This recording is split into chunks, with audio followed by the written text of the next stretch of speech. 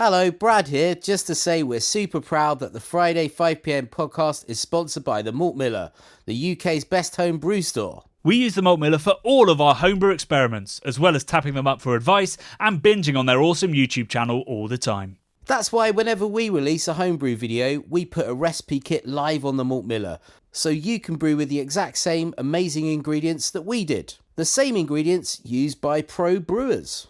So alongside the Malt Miller's nitro-flushed hops, cold-stored yeast and milled-to-order malts, you can pick up recipe kits for our 5 Points Best Bitter, Russian River West Coast IPA, and now the fastest beer in the world, a hazy session IPA that goes from grain to glass in less than 48 hours. Sign up to their newsletter at tinyurl.com/Malt Miller to get 5% off your first order. With the Malt Miller's amazing customer service and Johnny's 48-hour recipe, you could order the ingredients on a Monday and be drinking the beer by the weekend. Speaking of which, it's Friday. It's 5pm. So enjoy this week's Friday 5pm podcast.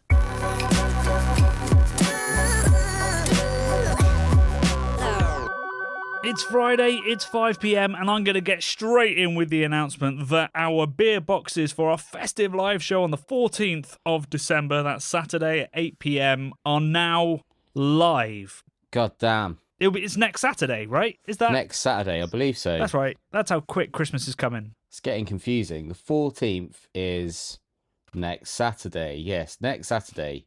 You've got just over a week to... Well, actually, you've got probably under a week to order them. Way under a week, probably. Get ordering them right now. You should the be... message. Unless you're driving or doing the washing up, get your phone out. And get ordering. And order your box. I reckon beer merchants can ship quick, but I reckon if you order after lunchtime on Wednesday, you're risking it. Yeah. And if you order after lunchtime on Thursday, you've got about a 50-50 chance. There's havoc with, like, postal services and stuff. Well, I know about havoc, but there will be as we come up to the 14th, right? Because there's this GRPS or whatever it's called that's coming in. That's like stopping small businesses and stuff selling stuff in Europe and Northern Ireland. You know about this? So we got to send all of our Christmas stuff out before this. That's going to Europe essentially, because after that point, Johnny, you need they're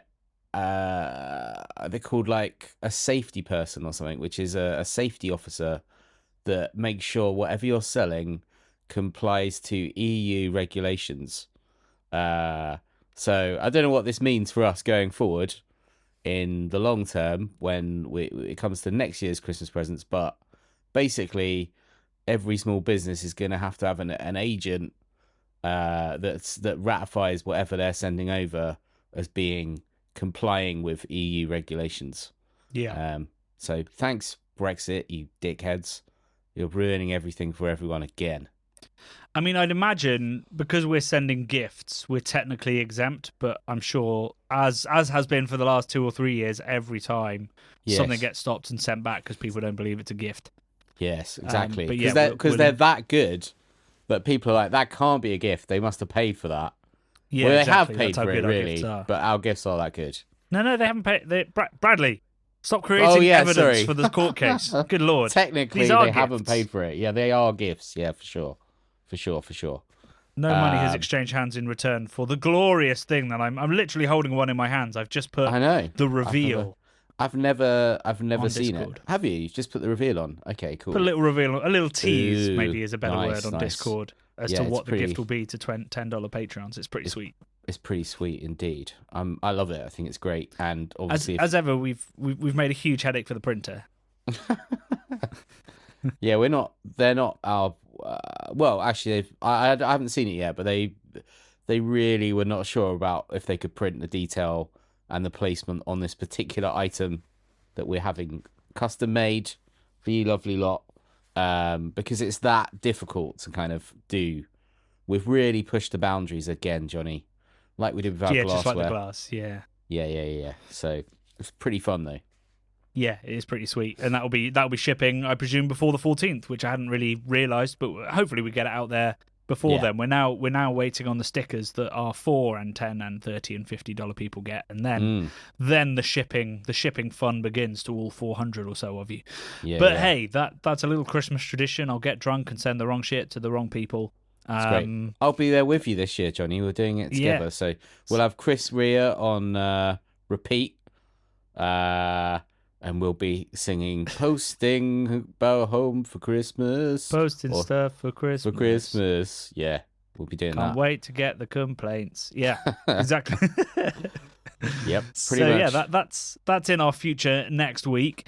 Have you done anything beery this week? I've been doing loads. Oh, well, we did some beery stuff together, which was really fun. And, we did. One of my favourite beery places we went to, at Fuller's. I love Fuller's Brewery. I love a bit of London Pride, love a bit of ESB. I think it's a great brewery. The last sort of traditional cask brewery going in London.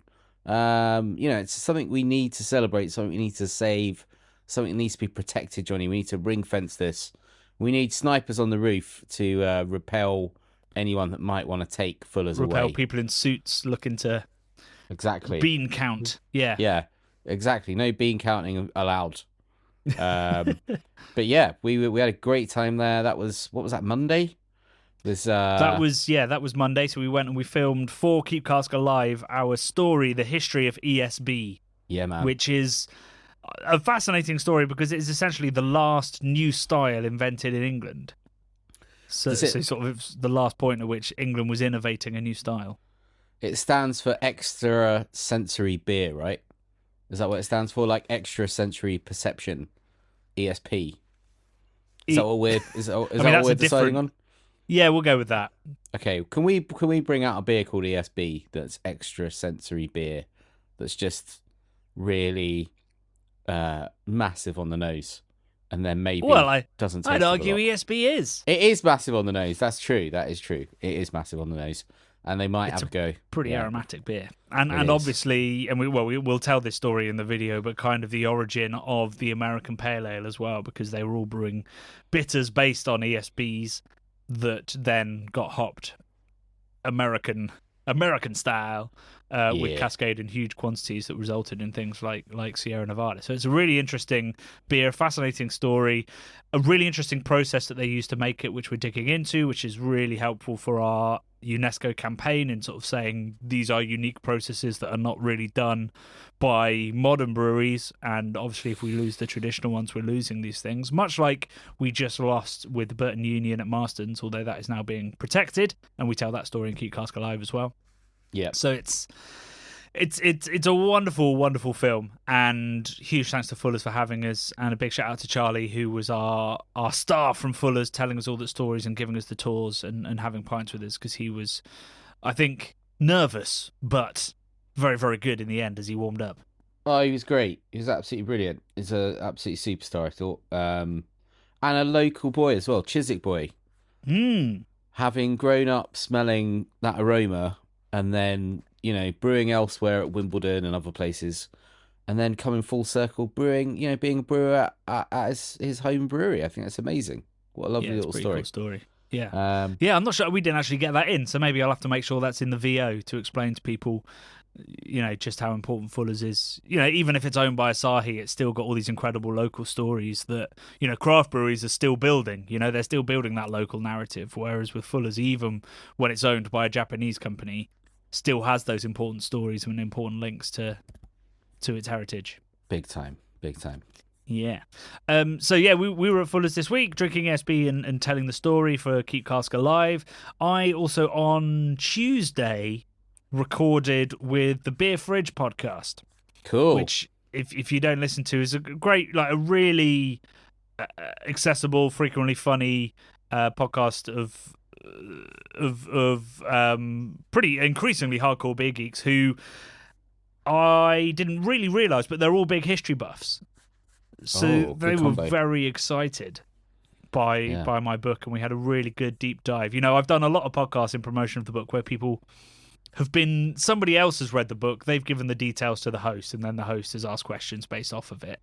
This one was where they'd engaged with the material, they remembered lots of the moments, sort of the travel moments in there, and it was a really entertaining podcast. And they got some dirt out of me about it as well. Some of the things that didn't quite go well in the production of it. So it's a good podcast to listen to. So they've started doing it on film, which I forgot, so I didn't set up the nice cameras, annoyingly. But so that's on YouTube, and we'll put a link in the show notes, and it's also on all the usual podcast platforms for you to listen to as well. Speaking of podcasts, Bradley, big news from the podcast sphere as far as we're concerned, which is that the Moon Underwater have just declared they're finishing at the end of the year. Damn, that's a big one. What did you do, Johnny? You were on it. You were like on it the other week. You brought it down. Yeah, it could be me. Could be me that ruined it. Maybe it was all the arguments that were had under the social media posts on my video about it was sampling in pubs. Sampling, yeah. It's apparently a controversial thing to say. Is it? Why is it controversial? Like, it's fair enough. It's fair to sample. I do it in pubs. I do it in ice cream parlours, Johnny. I want to know what I'm trying there. It seems to be gammon who don't like waiting at the bar. Oh, I see. Okay. So they don't mind paying like £10 for a pint of something they've never tried. I don't think these people are paying. I don't think, these are the kind of people that know what they're going to order from the moment they wake up. They haven't changed for a decade. Yeah, I get you. That caused quite a lot of controversy. Got over 100,000 views and a lot of hate sent my way, which was great. After the King's Cross St Pancras thing had just died down, I found another way to get insulted by middle-aged white guys. Yeah. And then the next one went a bit viral as well. Basically me saying that if you go to the cellars of Budvar or Pilsner Urquell, you're witnessing a pinnacle of human achievement. To which I got a lot of people who put two R's in lager, so larger, saying that was nonsense. Larger than life. Lager than life? Is there a t-shirt in that? Larger is life. Lager is. We'll keep playing around with it. So yeah, Moon Underwater is done, and it makes me think, could we legally get away with stealing the concept? Because I think they did a wonderful job, but I'd like to get. I'd have different choices about the guests and make it a beer podcast, not a sort of broader pub podcast. I'd love to do that. Can I be on it as well? As a guest or a co-host? Co-host. Sure. So room. Cool. All right. Sweet. I'm in. Okay. How do we go about stealing this then? This sounds like a great idea. If you're a co-host, you are also involved in the lawsuit as we, get taken down. Go down with the ship. Yeah. Okay. Yeah. Great. Exactly. Perfect. Might as well be in for a penny, in for a pound. That's exactly. What I say. Yeah. So real shame and commiserations to Robbie. He's a friend of ours, but I think he's already. I saw this week or a couple of weeks ago they announced that him and Tim Lovejoy are reuniting to make a football podcast. Wow! So I think he'll be okay.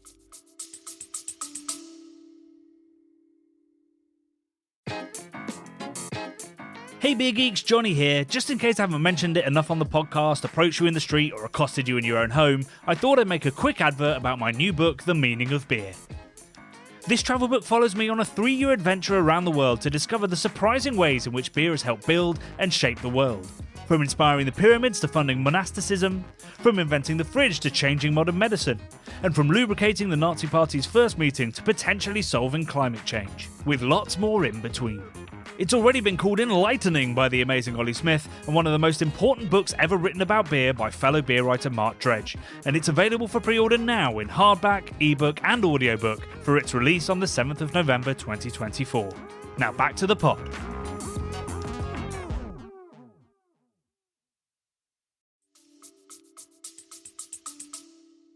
Robbie is a ledge, isn't he? For anyone who doesn't know, he's like a TV superstar from back in the day. And now he's just all over the place doing stuff with loads of cool, young, hip people that are all influencers and whatnot. Goes for walks in the park with people and eats sausage rolls and goes to try the most expensive chocolate calendars that are available at Christmas time. All kinds of great ideas. Reviewing ski locations. Yeah, that was the first. I sent you his review of Borovets ski resort a couple of years ago, and I was like, I'd love to work with this guy. He's so good. He's so funny. And this is before we had any sort of connection with him. And then sort of maybe it was like 6 months later, he contacted us out of the blue. Quite amazing how things happen. Still haven't done anything with him on Craft Beer Channel, unfortunately, but I always thought Robbie's awesome.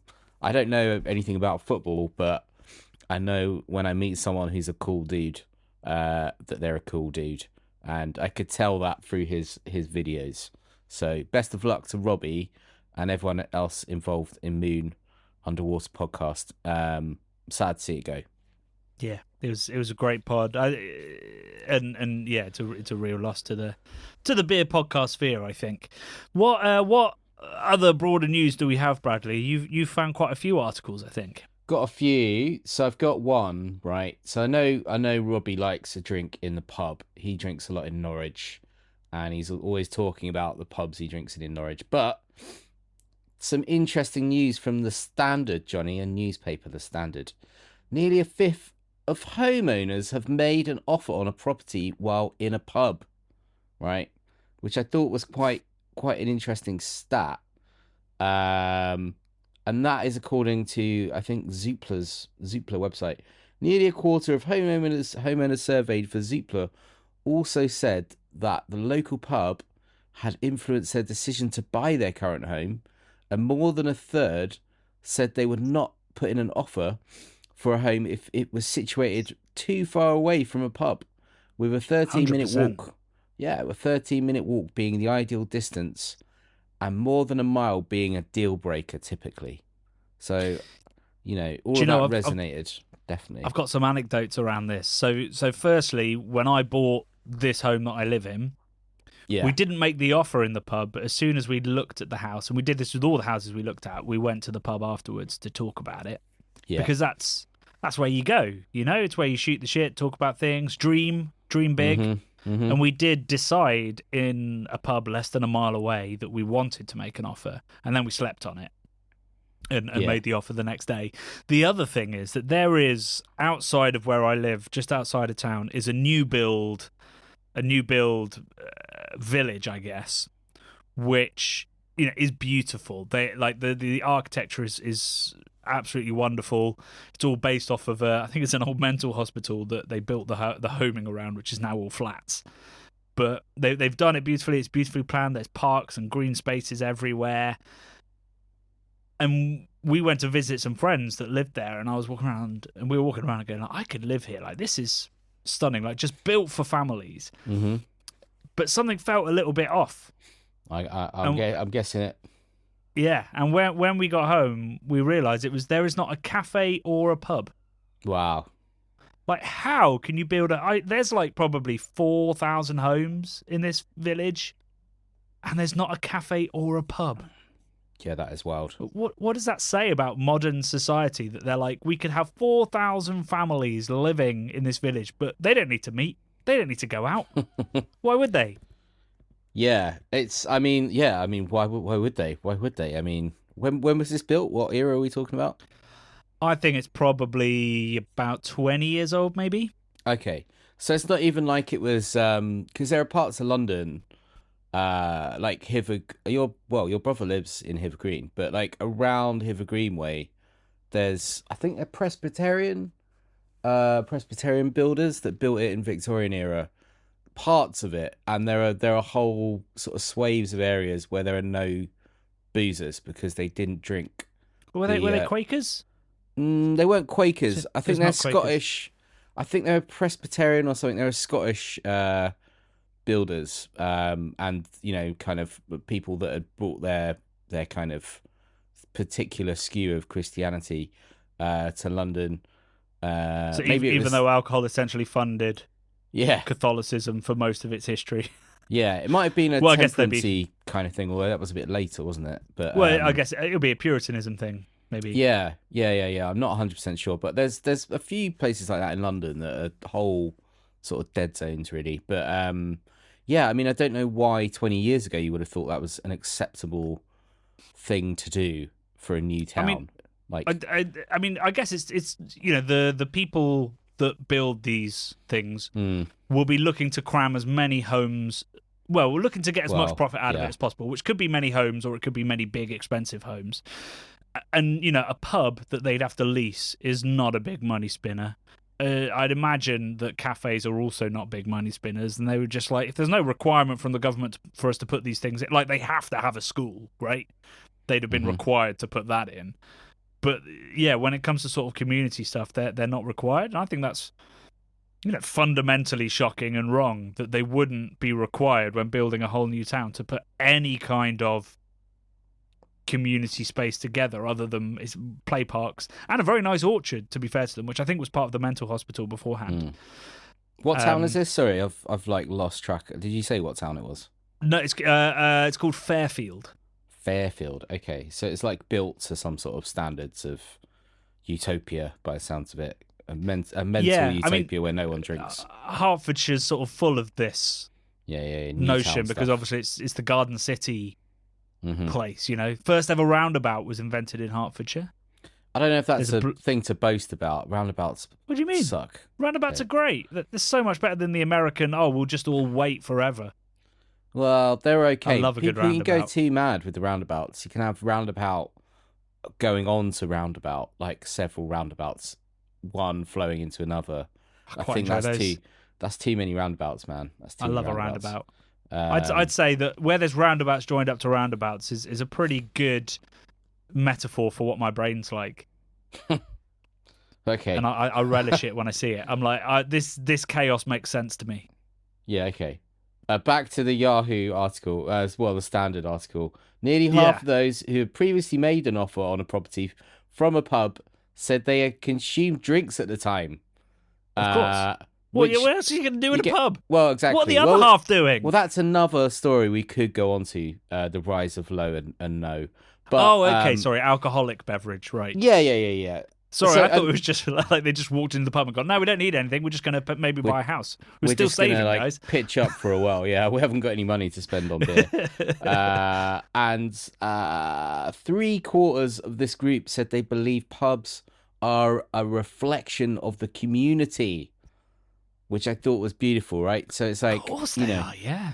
They're a mirror back to look at ourselves, aren't we, and where we live, and to sort of see the sort of people that we might live with. I think that's really accurate. So, there's a lot to be said about the local pub, and that's why we've been trying to save them for the last few years, Johnny.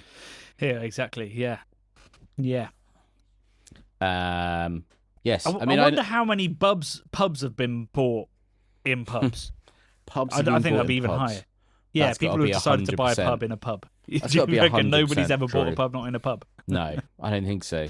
Unless they're trying to close it down and make it into housing, which is something that's happened to a lot that'll of happen pubs. in an office, won't it? Yeah. Yeah. But if you're buying a pub and you want to keep it a pub, you're drinking in a pub when you make that phone call. And probably a couple of pints deep. Oh, definitely. I like the idea of a bit of Dutch courage when you're putting in your phone offer. And it just makes me think of Kirsty and Phil on, I can't remember what it's called, that program, Location, where they're always in a pub when they're making an offer. They've got the couple, they show couples around homes, various homes in their budget in an area, and then they ring from a pub, and the couple are sitting there as Phil is doing his ice cold, like, this is all they've got, this is the last offer, boom, take it or leave it, hang the phone up, and then they ring back, sort of vibes. That's his sort of vibe. So yeah, I reckon it's I don't know where I'm going with this, Johnny, but pubs, buying houses. I certainly bought my first flat in Deptford because it was near some great pubs, some that have fallen by the wayside. The Deptford Arms on Deptford High Street, that used to be great. That almost went immediately as soon as I moved there. But then you had the Albert on New Cross, whatever it's called, road, just at the end of Deptford High Street. And then at the other end, the Dog and Bell, which is still my favourite pub in London. So, and then I moved to Catford, which used to have a great pub, Catford Constitutional, which was unbelievably like a 16th century building the oldest building in Catford. It had a ballroom in it. It was amazing. It was really, really cool. And then it shut because it was dangerous.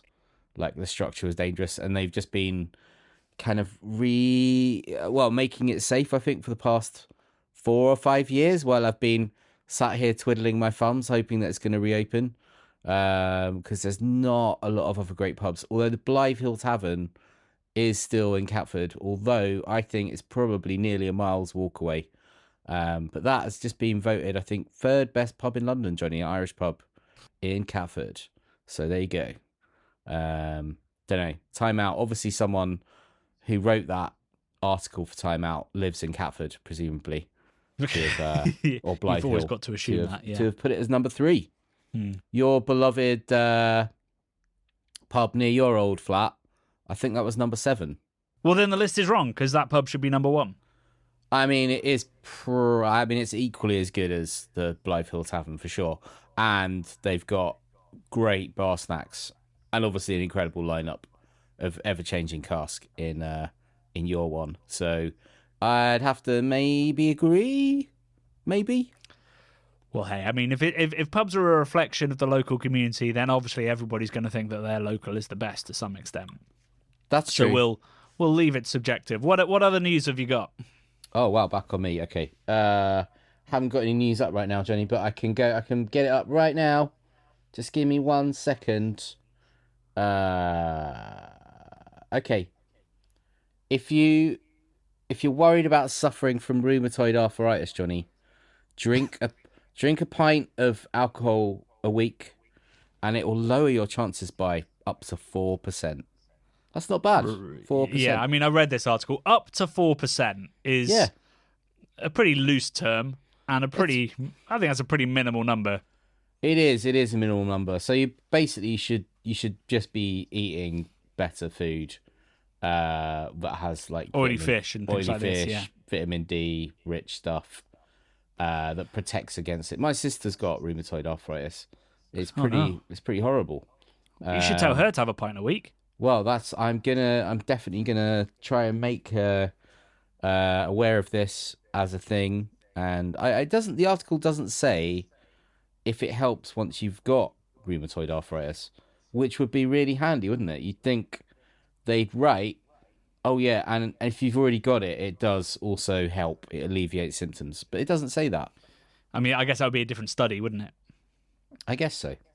I think it was like 2,000 people or something in the study, so it's quite a big study.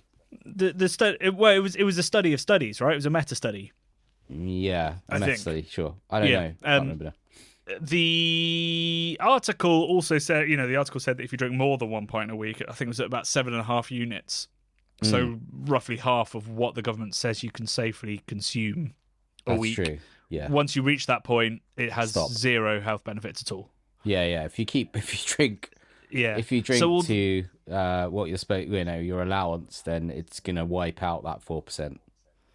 Yeah, and so this article frustrates me. Well, not the study, to be clear. The articles that have been written about it frustrate me greatly because they always try to do this. They try to sort of say like, "Hey, drinking's good for you," which is fundamentally untrue. But what annoys me is that they've sort of said, "Hey, beer can help prevent rheumatoid arthritis," or rather, drinking can. But that's not true because for most of the population, the story should be drinking less will protect you from rheumatoid arthritis because most people are drinking more than a pint a week. So it's very misleading and unethical journalism, as far as I'm concerned, for people to put those kind of titles on these articles. Because as we know, most people read the titles and move on. That's true, and you'd probably think, "Oh, great, that gives me carte blanche to just get pissed because at least I won't get rheumatoid arthritis." Yeah, exactly. So, yeah, interesting study. Beer in moderate quantities can have small effects. This is the thing. We don't know. We don't know because obviously it's bad for your bodies, but it's great for your brain.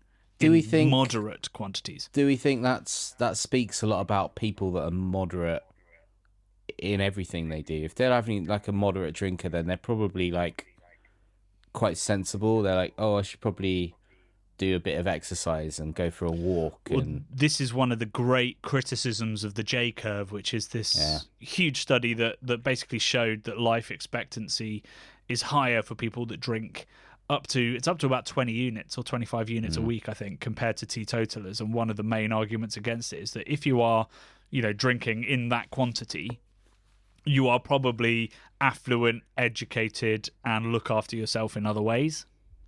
Whereas teetotalers often have a reason for not drinking, and people who drink more than that obviously have a reason for drinking that much. So the J curve, one of the main, probably the main criticism is that it is also, they need to find a way of separating out the fact that it's probably the middle and upper classes that are well educated and understand the risks, and therefore mitigate some of them with exercise, good food, good quality of life, good sleep, all this other stuff. So the J curve isn't perfect, which is why I always hesitate whenever I sort of try to say it's good for your head, but it's kind of the best overall study that we have at the moment. So we have to go with it. But yeah, basically the story with this one is drink less and you won't get arthritis. Unless you don't drink, in which case drink a pint a week, and it will help you not get arthritis. Yeah. But that's only 52 pints a year. That's not many, is it? It's not many pints. That's less than I'm going to consume in December by an order. Is that a threat? Multitudes. Well, it's not a threat. I mean, let's be honest. On Christmas Day, I'm probably going to have 7 or 8, aren't I? True. This is true. So I'm going to get there pretty quick once we talk about Boxing Day, New Year's Eve, Christmas Eve. Our live show. Yeah, I think we're already there. Yeah, probably are there. So, sorry, joints. Yeah. This ain't your year. I'll tell you who else's year it's not as well, Johnny. Go on. If you're a Guinness drinker at Christmas time... Oh, no. What's happening to Guinness drinkers? Guinness supplies are being limited to the UK after demand soars, Johnny. It's a victim of its own success. So the Irish are looking after themselves, are they? They're keeping it in the country. Yeah, the drink has been rising in popularity with women and young people. Maybe children. I didn't say that. Young people, though. So I guess they're talking about new generations, 20-year-olds. The amount of Guinness... Gen Z. Yeah. The amount of Guinness pubs can buy in the build-up to Christmas has been limited by its maker Diageo after exceptional demand over the past 3 weeks. It's understood the firm is working at 100% production capacity, but has still placed limits on orders to Great Britain. This is a thing, right? I mean, if you were being cynical, you could say it's a marketing thing, rarity marketing. Yeah, get people to drink pints now. Yeah, you've got to drink it before it's gone. But I think what they're saying, as the article goes on, is they're holding some back. So they make sure that people don't run out at Christmas time. But I think this is a good sort of message to go, right, there are other options. You could drink something other than Guinness. You could, couldn't you? Yeah, could. Guinness is delicious and it has its place, but there are all kinds of pints, Johnny, that are similar. Some that are arguably better, even depending on how you I don't even know what I'm trying to say. I don't know. I'm going to wait this out and find out. I was trying to combine prioritize with criteria, and I had prioritize in my head for some reason. I like it. Prioritize. You've got to prioritize. Johnny, I haven't drunk enough today. Obviously, my brain is failing.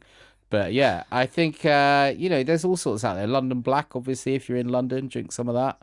Independently owned. Absolutely delicious.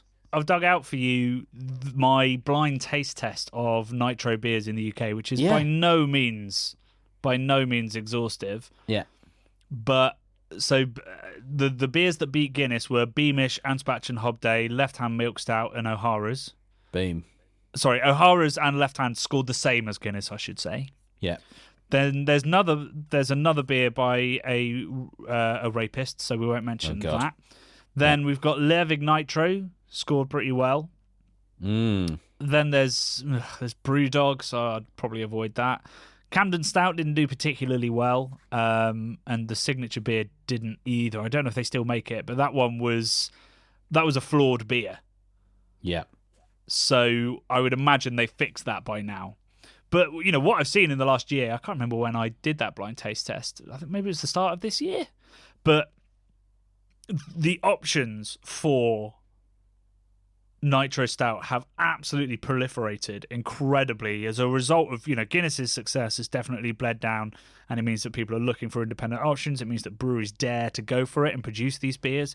So there's so many independent and very tasty options out there. I like to give a little shout out to my local-ish brewery, Brewpoint, which is part of Charles Wells, who, when I moved to Hertfordshire, was not at all excited to drink their beers, but actually they make technically very accomplished great pints in the sort of 4 to 5% range, and their Nitro Stout is excellent. Lovely. Really, really good. I think it might be an ex-Camden Town brewer who's the head brewer there now.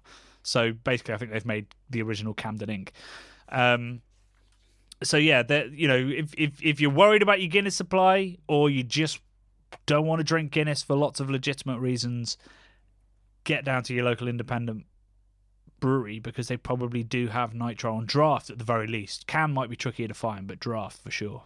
Great message. So yeah, there's no shortage of stout. That's for sure. Even if there is a shortage of Guinness. So yeah, I guess we should be pleased for Diageo to some extent, and pleased for stout as a category. Yeah, I think it's hopefully it's a rising boat carries all ships or whatever. A rising tide carries all whatever. Rising tide floats all boats, I think. Floats all boats. Yeah, that one. Yeah. That one. Yeah. So hopefully it's a bit of that, which I generally, I'm not sure about that as a statement, and also like trickle down economics and all that sort of stuff. Well, I think trickle down on economics is bullshit. I think rising tides, I think at the start of scenes, so it was definitely true in craft to start with. Yeah. And now, as the tide rises, some people are drowning. Exactly. I think, there's only so far you can swim without a life jacket on. And the government certainly seem to be taking away life jackets right now. But, shortening the chains on our anchors. Yeah. They're big time. But anyway, more people are drinking no and low alcohol beers, Johnny. Did you know that? Yeah, I've heard this as well. So, well, actually, I was going to move on to tell people about our shoot day on Friday, but it kind of links because it does. So there's lots of news at the moment about the amount of low alcohol, no alcohol being served. Well, not necessarily volumes, but the amount of places serving it, I think, is a big news. It's 86%, is it now, of hospitality venues are serving a low alcohol option, which I'd have thought it was up at that level already, but apparently not. But we talked about that, so that's sort of one of our tips for next year that will be in our Big in 2025 that comes out at the start of next year, as we always do.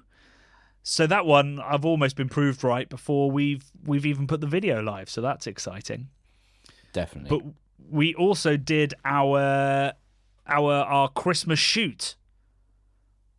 Oh yeah. Which is always one of the more chaotic I guess shoots so, yeah. of the year, and I don't know about you, Bradley. I thought we brought it home for Christmas. I thought we brought it home for Christmas too. It was a great shoot. There was some different beers that we haven't drank before, obviously. Some styles that were unorthodox Christmas styles, maybe. But I thought it was brilliant. I had a great shoot day. We shot 2 films that day. Sometimes we try and squeak in 3, but the 2 was quite good. I thought it was enjoyable. It was a bit more manageable, wasn't it? Yeah, it was good. It was good. And we had, I don't know whether we'll be able to keep the shout out that you gave in the middle of the episode, because it's looking a bit long. But we did give a shout out to the bar snacks that were available at the Beer Merchants Tap, because they were all freaking delicious. Oh, dude, absolutely amazing! Like, I haven't eaten, like I said in the video, I haven't eaten a pork pie in about 10 years. And that's because just being a bit squeamish about the weird jelly stuff that's in a pork pie. But the pork pie they had there was absolutely sensational. Like, huge. As big as... Oh, how big was it, Johnny? It was like... As big as a pucker pie. Yeah, as big as a pucker pie. Fistful of pie. But like twice the height of a pucker pie. Oh, okay. Yeah, probably. Like tall, but like wide kind of thing. Very, very delicious. Not a lot of jelly in sight, which was a welcome thing. Just mostly delicious, interior of meat and herbs and stuff, with a little bit of French mustard and some of the other stuff we had on the table as well. Absolutely ding dong. Absolutely amazing. Yeah, and the beers were banging. I've never been a fan of Winter Mess from Delisem, but they've got a new one which I thought was much, much better. And we had an absolutely silly stout from Vault City and some other great stuff. Whiplash were in there. Who was I can't remember who the first beer was. Oh, it was oh my goodness. Was it Hofbräu House? Oh, yeah, it could have been. Yeah, they're Winterstwickel. Yeah, we're going to get in trouble for the pronunciations of. Yeah. So that episode goes live next week. Good Lord, Christmas is coming up on us. And that will be the last episode of the year. We will, of course, have our podcast next week because that is our 200th episode. Amazing. And then the day after that is our Christmas live show. Wowzer. And then the day after that, I promised I'd give a shout out to say thanks for everything they do because A, they're facilitating our beer boxes for the Christmas show and they always host us for our shoots. A quick shout out to the Beer Merchants Tap Christmas charity party. Oh, yeah. Which is from Wednesday the 11th to Sunday the 15th of December at the Beer Merchants Tap in Hackney Wick. There's a lucky dip with epic prizes all going to charity. They have a Sierra Nevada tap takeover with Brian Grossman in attendance. That's cool. There's so many really Grossmans now. Because there's Steve and Ken, and I don't know who Brian is, but he's coming, and he's part of the family. He's a Grossman. That's enough. Yeah, and then they'll have obviously some great Belgian and German and UK and US Christmas offers, and selected beers include a £2 donation to the Hackney Food Bank, which is with the Trussell Trust. So please do, if you're looking for somewhere to drink next week, go to the Beer Merchants Tap, raise lots of lovely money for the Hackney Food Bank. I should also say, because I keep forgetting to do a social post about this, and maybe I'll mention it on the podcast, but I don't think I have. But when we did our wonderful Love and Beer Festival with the Great Malt Miller, we did a tombola. We did. Right? With donations going to Cancer Research UK. Yes. And we raised £1,008, mate, at our festival, mate. It was pretty great, wasn't it? And I've got to say, props to Malt Miller. Like, they organised all of the prizes, other than a few of your books, I think, and some of our merch, obviously. But, like, they got so many people to donate stuff. It was an absolutely incredible effort. I just want to say thank you to those guys. They were amazing. And I don't want to go into it too much, but my mum has been suffering with cancer this year, so I chose the charity, and it meant a lot to me to have such a response there, and hopefully it's it'll do some genuine good to help kick cancer in the arse. But yeah. Amen. Respect to everyone that got involved, and some people were buying huge amounts of tickets. Yeah, and I apologise. There was one guy I think spent £50 and basically got nothing, but he didn't care. He was just delighted he'd given to charity. No, it was amazing. I felt bad for him still though. But that's in the sort of charity vein. I love the fact that Beer Merchants Tap are doing that for the Trussell Trust, and I saw a thing. I didn't send it to you, but I thought it was really great.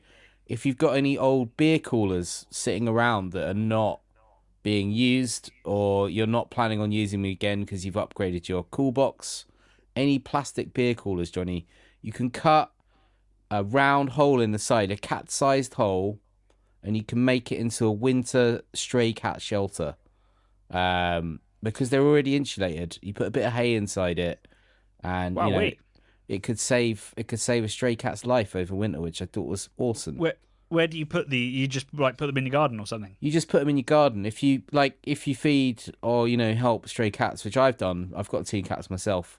We tried to take in a 3rd cat this year, which was a stray, but my oldest cat Stevie straight up hated this cat, and we didn't want there to be a big fight because he was a young boy cat that was huge compared to my 2 small, slightly old lady cats that I've got, which are they're like grumpy old ladies basically, and they couldn't put up with him.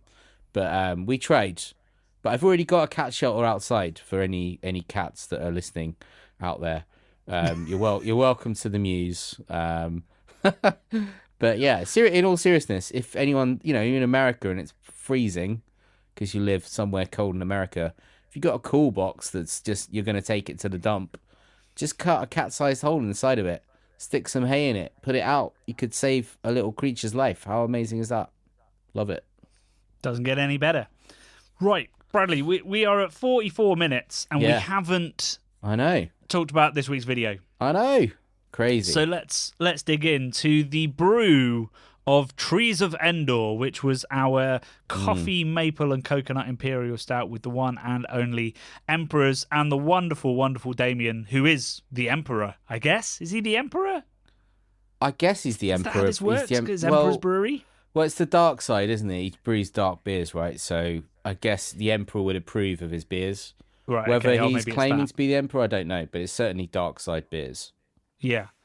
And delicious dark side beers. And he was a wonderful, wonderful guest on our last live show, our Love and Beer live show about a month and a half ago. And is a great, great character in this video as well. Like, it was one of those videos where essentially I did an interview, was like, well, that was fantastic. I'll just layer the B-roll over the top. Did a little dramatic intro with the madness that was the mash tun. And just, we just nerded out about incredible Imperial Stouts, about the culture of Imperial Stouts, about the joys and the foibles of pastry stout, and his pretty amazing, in some ways it's the classic story of homebrew to professional brewer. But I think more than any other homebrewer story I've ever really told, he went all out, multiple cask lines, a whole pub with fruit machines and stuff in his house. And he gave us that little video tour of his new house, which has a downstairs pub in it, which is just a beautiful little space. I'd love to go visit it. Maybe there's a video in that. Yeah, definitely. I'd love to go visit there too. I mean, I haven't actually got to meet Damien in person, but he just having talked to him on that live we did, he was super fun and seemed like a great person to go and have a beer with. And I fell in love with his sort of vibe. I thought it was awesome. Obviously I love Star Wars as well, so that doesn't hurt. But such a single-minded mission that he's on to make incredibly over the top and incredible strong dark pastry stouts and other strong dark beers that some of them he doesn't even by the sounds of it, he doesn't make a lot of profit from. They're so expensive to like manufacture and pay duty on and all the rest of it that they're like kind of, they would kill you if you were a bigger brewery, I think. So he's kind of like pushing the envelope, and I think in the way that the Millennium Falcon can do the Kessel Run in whatever parsecs, I can't remember the amount of parsecs, but that ship is nimble, and it might look like a piece of junk. Not saying he looks like a piece of junk, or his brewery does, but it can fly. I saw that coming. I was like, oh that's bad. That's a bad metaphor. My God, can the Millennium Falcon soar? And that is the nimble thing of being such a small enterprise. You can really push it, I think, and that is something I've seen a little bit more this year. With Baron, I kind of noted that as well. You've got autonomy, you've got freedom being a one-man band, that you can just have a singular vision, and I think it's great. And whatever your singular vision is brilliant. It's almost like the equivalent of why I like micro pubs so much is why I like small, really, really tiny micro breweries like that, because they're the person's personality comes out. It's just great.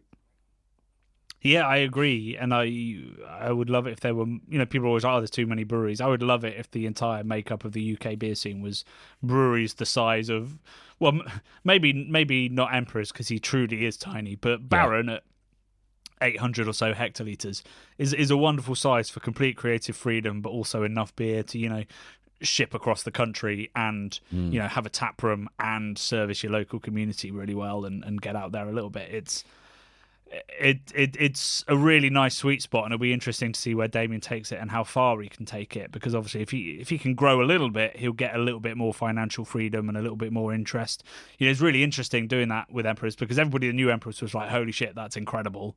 But we've had lots of comments at the time and afterward in the video here where people have not known Emperors before, or have sort of known it but not been able to get any, and hopefully that will change a little bit for him, because honestly, that the Trees of Endor was world class, like a genuinely truly incredible beer, and he had to take quite a lot of shortcuts to make that work. So we didn't really talk about it at length in the video, but the only day that we could do the brew together meant that he only had about 6 weeks to turn it round.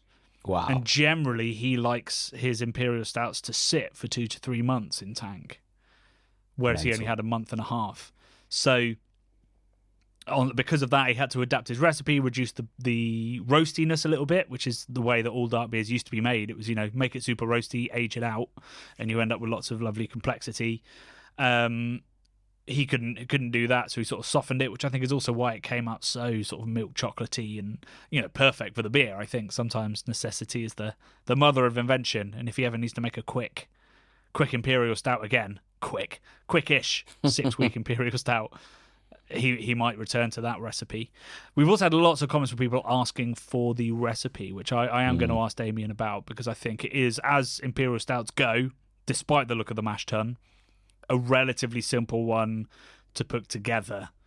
And certainly, dealing with coffee and the maple as a flavouring rather than actual maple syrup, that's very easy to do on a homebrew scale. The coconut is trickier to deal with, but I think still worth a go. And I'm tempted to give it a brew maybe once I finally have time. Once the book's out there and Christmas is over, we will be brewing again next year, and maybe there will be an Imperial Stout homebrew coming our way. Love the sound of that. Yum, yum, yum, yum, yum. Yeah. Did you find any exciting comments? Lots of comments that are very obviously positive. Nate Dizzy said, looks decadent and divine, which it certainly was. And then we had, where is it gone? Joe's Williams? Josie Williams said they're doing too much with that mash tun. Johnny, that mash tun did look exceptionally full. Like the most full of any mash tun I've ever seen. A porridge. Yeah, I mean, I've never seen anything like it. It was not hyperbole. With Close Brothers Motonova. Yeah, it's wild.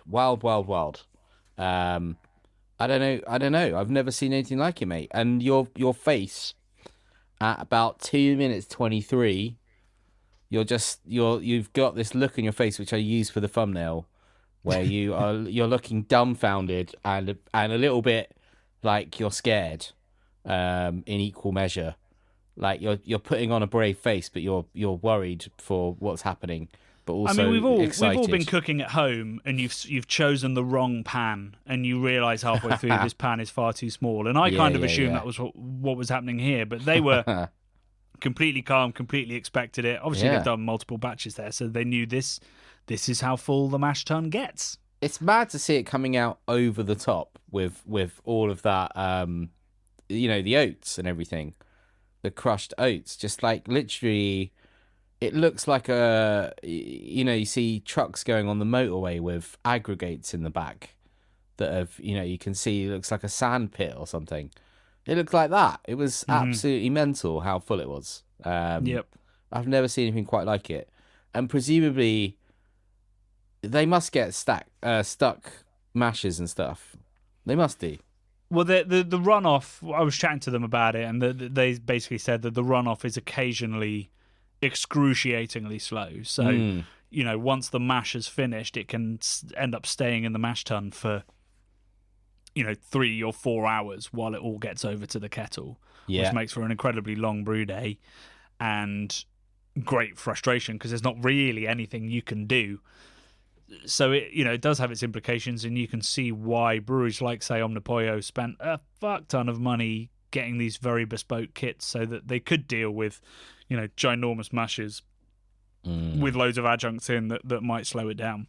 So Yeah, I mean, that's why I said at the start of the video I wanted to see how these beers are made on this kind of scale, because I've seen Imperial Stouts made on a big scale, and I've Yeah. seen them made on a homebrew scale, but I'd never really seen them in sort of microbrew scale, and it was as chaotic as I thought it would be. Chaotic, but also like inspiring, right? Because it just shows that what you can do on kit of any size, really. Like we've struggled to do pots this. and pans, really. These sort of microbreweries, they're just very large pots.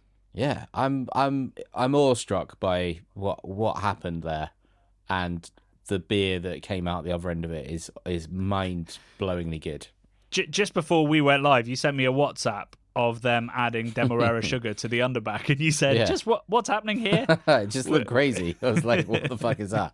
I could tell it was sugar, but I was like, I don't actually know why that's happening there, and like it just confused me. But yeah, underback, I get that's the underback now, and so you add it there because you don't want to add it to the mash. There's not enough room. You can't guarantee it'll all get soluble.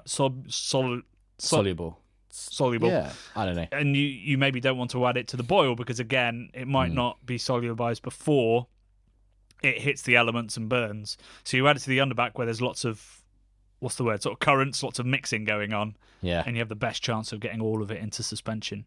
Yeah, but it is a slightly awkward point at which to add it. Defo. Yeah, I mean, it looks crazy and interesting, which is why I screen grabbed it and was like, what is going on? What is going on? But like his would you say his process is unique? Like he's doing stuff that other people are not doing, seemingly, some of it, or just to extremes, maybe. I mean, I would say that anybody making an Imperial Stout on that scale is probably having to do similar things. I think, what he said in that interview and was 100% right about how there's more that you can do with an Imperial Stout than really any other style, because you have so much flexibility within, if you're making a pale beer, you can only use really pale malts or else you're going to ruin the colour. If you're making something dark, you could add any kind of malt to it because with enough roasted or black or Carafa 3 or whatever it is, it's going to end up black. So you can layer whatever flavours you want in there. So there's a lot more you can do with the grist of Imperial Stouts. And then obviously you've got all the sugars that you can add. You've got adjuncts in the mash such as oats and spelt and wheat and all that. And then you've obviously got, how long you boil it for, what you ferment it with, and any adjuncts or additives you might want to add after that point. So nobody is making Imperial Stout in the same way, and we talk about how processes are still being dialed in for these insane beers, and there's a lot of breweries, probably this sector of the market is more protective about its processes than, say, the best IPA brewers are probably more likely to give you their processes than the best stout brewers, because there's still a bit of secrecy around how they're getting, absurdly high FGs, finishing gravities, sweetness in the beer and stuff like that. So I don't reckon Damien told us all of his tricks, but he gave me the grist. He gave me the ingredients. He gave me the sources of those ingredients. There's no real secret to any of that kind of stuff, but I'm sure he's got tricks. I thought the pale chocolate malt and the chocolate malt ratios and stuff. I thought that was very nice of him to divulge that. Yes. Do you remember when we were at Omnipoyo, Hennock talked about, it wasn't like pale chocolate and roasted chocolate, but he was talking, he's got like American roasted barley and English roasted barley that he uses because he thinks if you use them in a certain combination you get something better. So there's lots of playing around with the grist. And that must be very addictive in terms of recipe writing. And Damien said he loved writing recipes because, big throwback here to when we made metric tunnocks with Glen Affric. Like, that was a lot of fun to try and dial in a grist. And, we missed. Let's be honest, we missed. But to try and make one that would be caramel chocolate without using any kind of additive. That's a lot of fun, and that's kind of what's got me. Editing this video got me excited about brewing Imperial Stouts again, which I haven't been since that hectic Omnipoyo brew, which I'm sure, Brad, you will attest, is probably the most stressed you've seen me on a brew day. It's pretty stressful, to be honest. It was very stressful between overflowing stuff and burning stuff and all the rest of it. And not hitting your gravities and trying to film it all. Oh, yeah. Stay calm. Yeah. I'm getting better at during homebrew days, but Well, I'm it's still... a lot of pressure. You got to like feel with filming stuff as well. You know, it's like it's got to. You can't fudge anything. You're on camera, so it's there, isn't it? It's a testament to what you did. So it is stressful. It is stressful. And as we learned, actually, weirdly, so when I did my Drink Johnny Dry while you were sunning yourself in California, I tasted it was your beer, so Brad's Breakfast, and it was still tasting pretty good. So we did a pretty good job with the recipe, the brewing, and the packaging.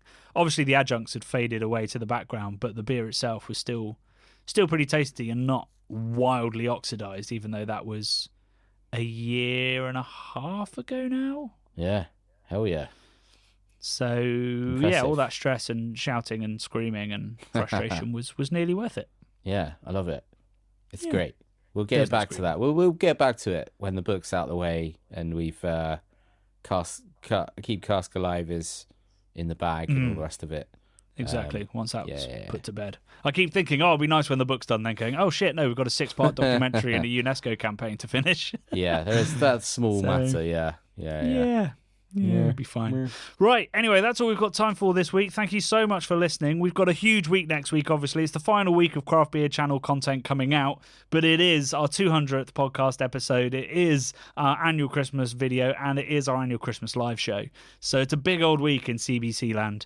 Just a final reminder that if you're looking for delicious or indeed fashionable Craft Beer Channel merchandise, you can head to our web store. We've got caps, we've got t-shirts, we've got prints, we've got books, we've got glassware, including our new glassware from Love and Beer. So please do head there and give yourself a treat or give a loved one a treat. And if you are a $10 Patreon, you will be getting a very special treat in the post in the next couple of weeks. And if you're a $4 Patreon, you'll be getting some killer stickers designed by Brad very soon. Love it. And also come and drink with us on our live next Saturday. We're gonna have a Saturday, 8 p.m.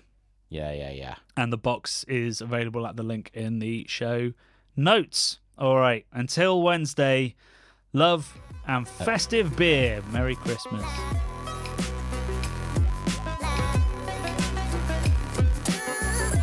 The Bubble and Friday 5pm podcasts are brought to you by the nerds behind YouTube's Craft Beer Channel. You can watch over 400 mini documentaries at youtube.com/The Craft Beer Channel. And if you love what we do, support us via Patreon and get access to merchandise and our amazing Discord forum, a positive and welcoming space for everyone who loves beer, food, and homebrewing. Love and beer.